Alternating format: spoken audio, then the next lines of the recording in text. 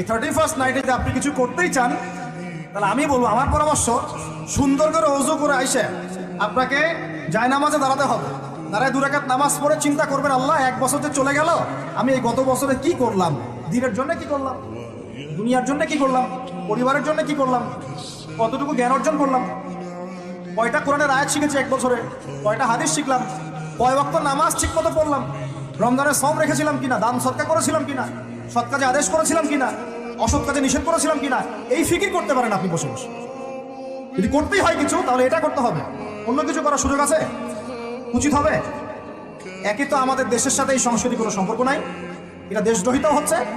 আবার ইসলামের সাথে দূরত্ব কোনো সম্পর্ক নাই, ইসলামের সাথে দ্রোহিতা করা হচ্ছে। তাহলে বলেন, আমরা যদি আল্লাহ এবং তার রাসূলের সন্তুষ্টি চাই, তাহলে আমরা কি আল্লাহ এবং তার রাসূলের শত্রুদের সংস্কৃতি গ্রহণ করতে পারি?